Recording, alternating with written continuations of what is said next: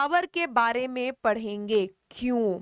क्योंकि चैप्टर का नाम है sexual reproduction in flowering plants, यानी कि हम ये बायोलॉजिकल फिनोमेना, ये जो सेक्सुअल रिप्रोडक्शन का प्रोसेस है बेटा, ये हम स्टडी करेंगे एंजियोस्पर्म्स में, कि कैसे आखिरकार एंजियोस्पर्म्स सेक्सुअल रिप्रोडक्शन करते हैं, कैसे वो अपने ही जैसे ऑफस्प्रिंग्स बनाते हैं, जिसके लिए एंजियोस्पर्म्स फ्लावर बनाना शुरू कर देते हैं।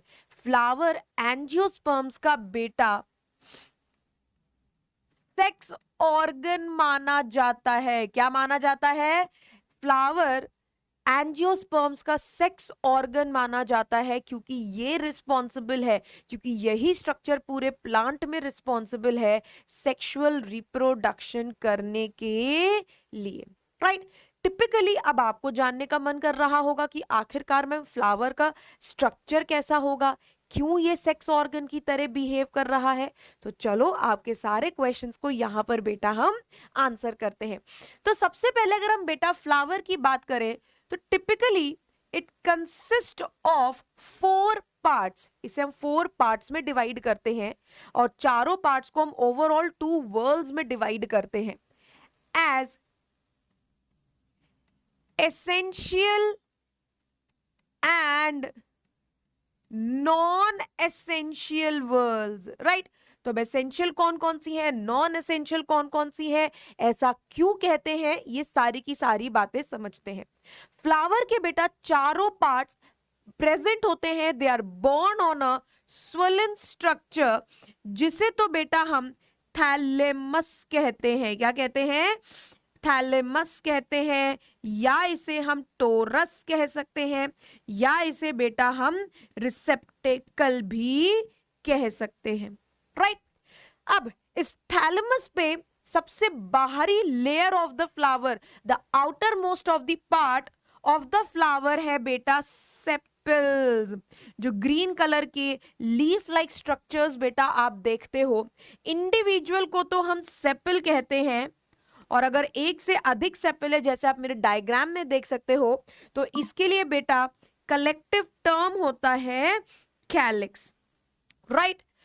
अब कैलिक्स के अगर हम अंदर चलते हैं, तो यहां हमें देखने को मिलेंगी ब्यूटिफुली कलर्ड पेटल्स, राइट? जिसकी वजह से हम आकर्षित होते हैं फ्लावर की तरफ। सिंगल पेटल कलेक्टिव टर्म को बेटा कहते हैं करोला। अब कैलिक्स, करोला, ये दोनों ही बेटे नॉन एसेंशियल वर्ल्ड्स हैं। क्यों? क्योंकि बेटा ये दोनों ही वर्ल्ड्स डायरेक्टली सेक्सुअल रिप्रोडक्शन में पार्टिसिपेट नहीं करती। इनका इनडायरेक्ट रोल होता है मे बी अट्रैक्ट करना इंसेक्ट को पॉलिनेशन के लिए, या सेपल का काम होता है फ्लावर को सेक्स ऑर्गन्स को प्रोटेक्ट करना उनके अर्ली स्टेज में, राइट? तो ये जो दोनों बाहरी फ्लावर के पार्ट्स हैं, सेपल, पेटल, कैलिक्स, करोला, ये दोनों ही बेटा नॉन एसेंशियल पार्ट्स हैं, यानी कि इनका डायरेक्ट इन्वॉल्वमेंट नहीं है हमारे मेन प्रोसेस से। तो भाई डायरेक्ट इन्वॉल्वमेंट किनका है, कौन सी एसेंशियल वर्ल्ड्स है, आओ उनको समझते हैं। तो इसके बेटा अगर हम अंदर चलते हैं, सेपल के अंदर हमें मिलेगा हमारा मेल सेक्स ऑर्गन, सिंगल को कहते हैं स्टेमेन, कलेक्टिव टर्म होता है एंड्रोशियम। क्या होता है? एंड्रोशियम।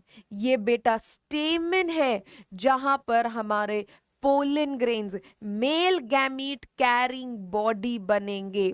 तो एंड्रोशियम जब तक नहीं होगा फ्लावर के पास, उसके पास मेल गैमीट भी नहीं होगा, यानी कि एंड्रोशियम स्टेमन क्या बन गया?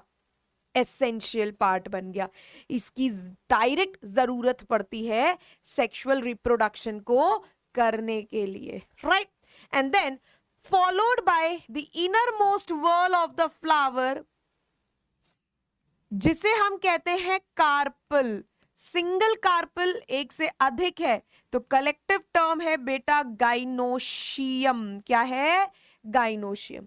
ये gynoecium actually female sex organ है, जहां फीमेल गेमीट बनेगा, फर्टिलाइजेशन होगा, जाइगोट बनेगा, एम्ब्रियो बनेगा। इन शॉर्ट पूरा का पूरा सेक्सुअल रिप्रोडक्शन गाइनोशियम पे ही निर्भर करता है। तो अब आप देख सकते हैं फ्लावर के कितने पार्ट्स हैं, 4।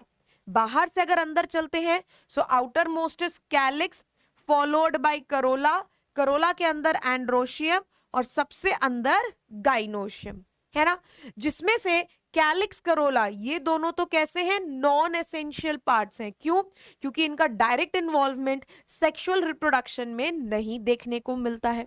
पर अब अगर हम अंदर की तरफ चलते हैं और बात करें हमारे एंड्रोशियम, गाइनोशियम की, तो ये दोनों ही बेटा हमारे मेन सेक्स ऑर्गन है फ्लावर के, मेल फीमेल सेक्स ऑर्गन है, जिनका डायरेक्ट रोल होता है बेटा सेक्सुअल रिप्रोडक्शन के लिए।